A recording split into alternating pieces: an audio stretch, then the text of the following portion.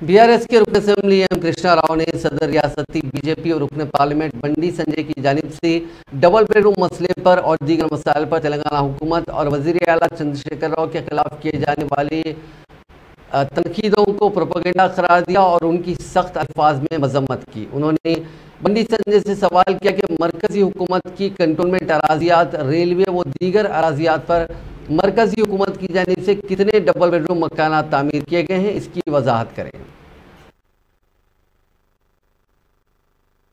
राष्ट्र BJP अध्यक्षులు double bedroom విషయంలో కానీ ప్రభుత్వం విధాన విషయంలో కానీ మాట్లాడుతుంటే ఆశ్చర్యం అనిపిస్తాం।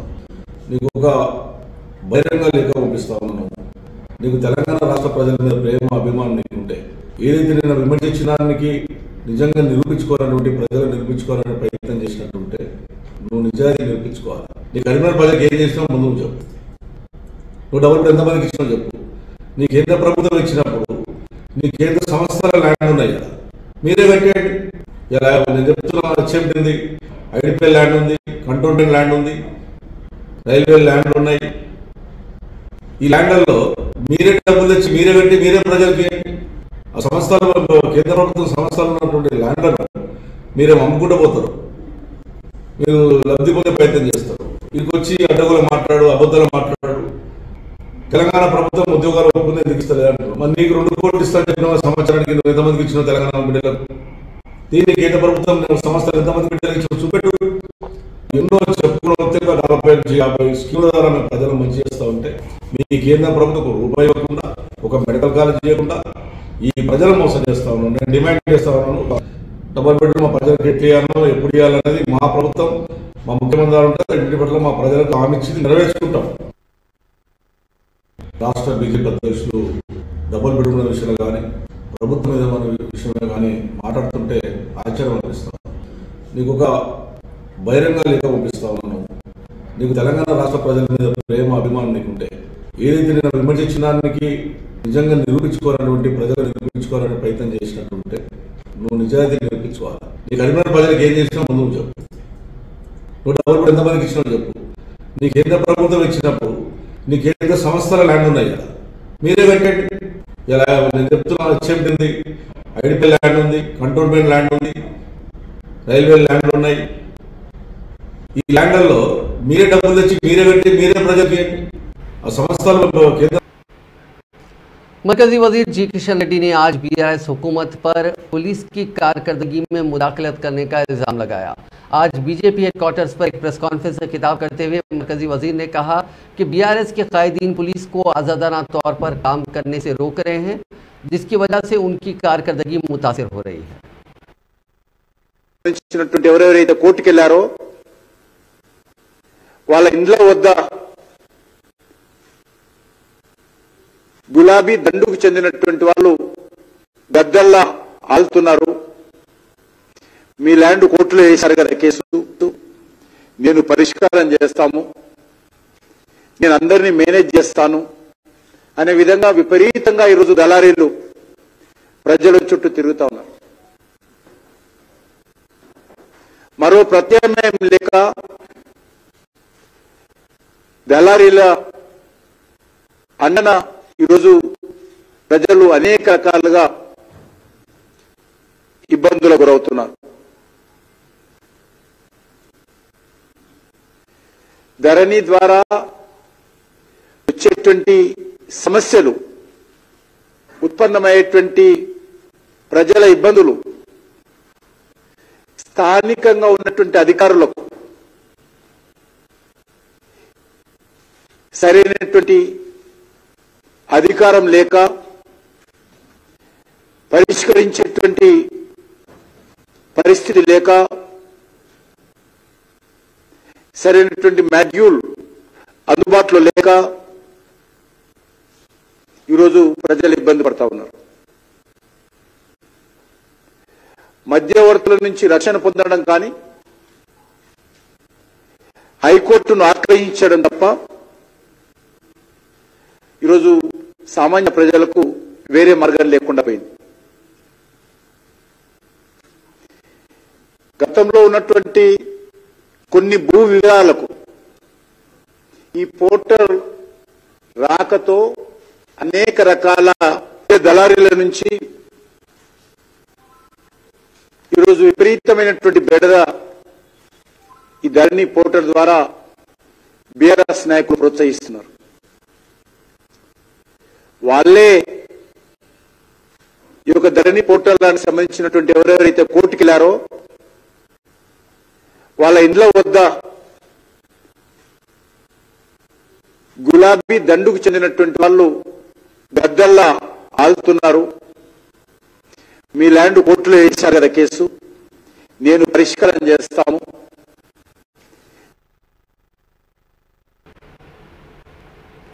इंडियन एडमिनिस्ट्रेटिव सर्विस के रिटायर्ड ओहदेदार सोमेश कुमार ने जुमे को चीफ मिनिस्टर तेलंगाना के मुशीर आला के तौर पर ओहदे का जायजा हासिल कर लिया। साबिक चीफ सेक्रेटरी ने सेक्रेटेरिएट की 6वीं मंजिल पर अपने दफ्तर में ओहदे का जायजा हासिल किया। बाद अज़न सेक्रेटेरिएट के ओहदेदारों और स्टाफ ने सोमेश कुमार को मुबारकबाद दी। मुशीर आला ने फिर एक मरतबा एतमाद करने और रियासत की खिदमत का मौका फराहम करने के लिए चीफ मिनिस्टर चंद्रशेखर राव से इजहार तशक्कुर किया। रियासती हुकूमत ने 9 मई को सोमेश कुमार को बहैसियत मुशीर आला बराए चीफ मिनिस्टर मुकर्रर किया था। चीफ सेक्रेटरी शांति कुमारी के जारी करदा सरकारी हुक्म के मुताबिक सोमेश कुमार का दर्जा काबिनी वजीर के ममासिल रहेगा और उनकी मियाद 3 साल रहेगी। अदालती हुक्म के बाद उन्हें आंध्र प्रदेश को मुंतकिल किया गया था, जिसके बाद उन्होंने वॉलंटरी रिटायरमेंट ले लिया था। उसके 3 महीने बाद उन्हें ये नई जिम्मेदारी तेलंगाना में तफवीज़ की गई है। तेलंगाना हाईकोर्ट की जानिब से सोमेश कुमार को तेलंगाना अलॉट करने के फैसले को कलअदम करार देने के बाद उन्हें चीफ सेक्रेटरी की हैसियत से अलहदा कर दिया गया था। 12 जनवरी को उन्होंने हुकूमत हिंद के अहकाम की मुताबियत में हुकूमत आंध्र प्रदेश को रिपोर्ट किया था। बाद उन्होंने chief minister Y Jaganmohan Reddy से भी मुलाकात की थी, ताहम उन्हें कोई पोस्टिंग नहीं दी गई और वो खिदमत की बरकरारी के ख्वाह भी नहीं थे, जो दिसंबर में खत्म होने वाली है। सोमेश कुमार, जिन्होंने 3 साल तक चीफ सेक्रेटरी तेलंगाना की हैसियत से खिदमत अंजाम दी, समझा जाता है कि चीफ मिनिस्टर केसीआर के इंतहाई करीब हैं।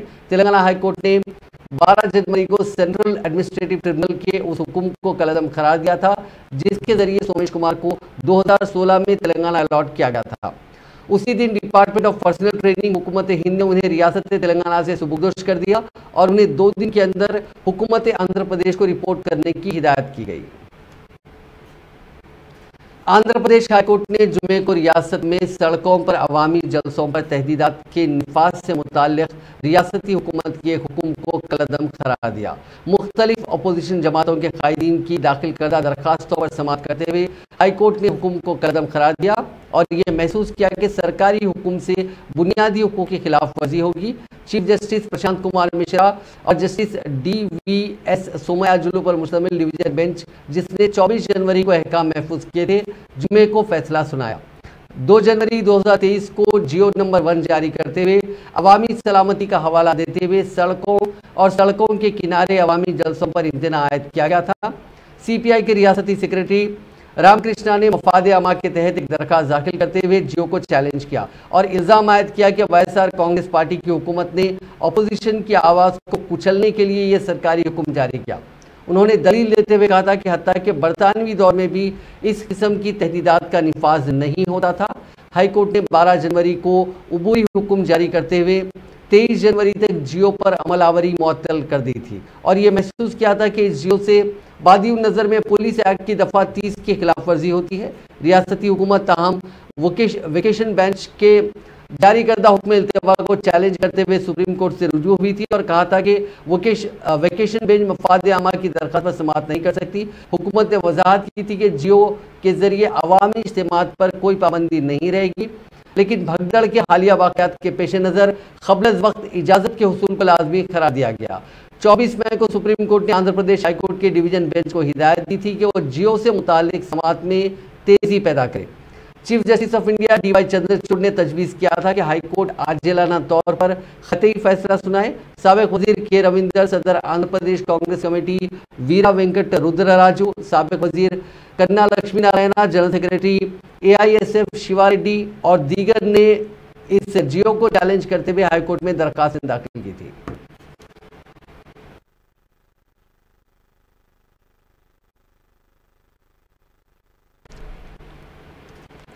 अप्रैल और फिर मई के पहले हफ्ते में मुतदिल दर्जे हरारत के बाद अब हैदराबादी अवाम को गर्मी की लहर का सामना करना पड़ेगा, क्योंकि महकमे मौसमियात ने आइंदा 7 दिन के लिए आजम तरीन दर्ज हरारत तकरीबन 40 डिग्री सेल्सियस रहने का इम्कान जाहिर किया। महकमे मौसमियात ने इतवार तक हैदराबाद के लिए ऑरेंज अलर्ट जारी किया, जहां तवक्को है कि आजम तरीन दर्ज हरारत 41 से 45 डिग्री सेल्सियस के दरमियान रहेगा। रियासत के दूसरे अजला में भी इम्कान है कि इसी किस्म की सूरत हाल रहेगी, क्योंकि उन अजला के लिए भी ऑरेंज अलर्ट जारी किया गया है। इस दौरान Telangana state development planning society ने 15 अजला जगतियाल, करीमनगर, मंचिरियाल, जयशंकर, भूपालपल्ली, आदिलाबाद, निर्मल, मुलुक, कोमरम भीम, आसिफाबाद, भद्रादरी, कुत्तगुडम, महबूबाबाद, वरंगल, नलगुंडा, खम्मम, सूर्यापेट और पेद्दापल्ली के लिए रेड अलर्ट जारी किया, जहां इम्कान है कि आजम तरीन दर्जे हरारत ज़ायद 45 डिग्री सेल्सियस रह सकता है। रियासत के मुख्तलिफ अजला बशमूल दोनों शहरों हैदराबाद और सिकंदराबाद में गुज़िश्ता कई दिन से अजीब व गरीब मौसम देखा जा रहा है, जहां दिन में सुबह से शाम तक कई मरतबा मौसम में तब्दीली हो रही है, जिसके दौरान कभी गर्मी की शिद्दत का एहसास हो रहा है तो फिर चंद घंटों में ही बूंदाबांदी या मूसलाधार बारिश भी देखी जा रही है। इंसानियत को शर्मसार कर देने वाले वाक़े में एक भाई और बहन ने अपने ही सगे भाई की नाच के टुकड़े कर दिए और उसे थैलों में रखकर फेंक दिया, क्योंकि वो अपने मुतवफ़ी भाई की आखिरी रसूमात के अखराजात की तकमील से कासिर थे। लंगर हाउस पुलिस ने दिल दहला देने वाले इस वाक़े की तफसीलात बताते हुए कहा कि जुमेरात की शब लंगर हाउस दरगाह के करीब 2 थैलों में इंसानी अज़ा के टुकड़े पाए गए। राहगीरों ने फौरी तौर पर पुलिस को मुतला किया। पुलिस ने मकाम वाक़या पहुंचकर इब्तिदा में ये समझा कि नामालूम शख्स का कत्ल करते हुए नाश के टुकड़े करने के बाद थैलों में डालकर वहां फेंक दिया गया। पुलिस इस मामले की तहकीकात में मसरूफ थी कि चंद अफराद जिन्होंने 2 थैलों में इंसानी अज़ा के टुकड़े देखे थे, पुलिस को बताया कि कम से कम 3 अफराद इस मकाम पर पहुंचे और थैले फेंक कर भाग गए थे। लंगर हाउस पुलिस ने इस मामले की तहकीकात में तेजी पैदा करते हुए सीसीटीवी फुटेज की जांच की, जिसके बाद उसे मुश्तबा अफराद नजर आए, जिनकी बादअज़ा राजू और सरोपा के तौर पर निशानदेही की गई। ये दोनों नाबालिग बताए गए। पुलिस को मालूम हुआ कि उनका माजूर भाई अशोक कैंसर से मुतासिर था और वो फौत हो गया। चूंकि अपने भाई की आखिरी रसूमात की अंजामदही के लिए उनके पास पैसे नहीं थे, इस वजह से उन्होंने मुबैना तौर पर अपने भाई की नाश के टुकड़े कर दिए और 2 थैलों में डालकर उन्हें लंगर हाउस दरगाह के करीब फेंक दिया।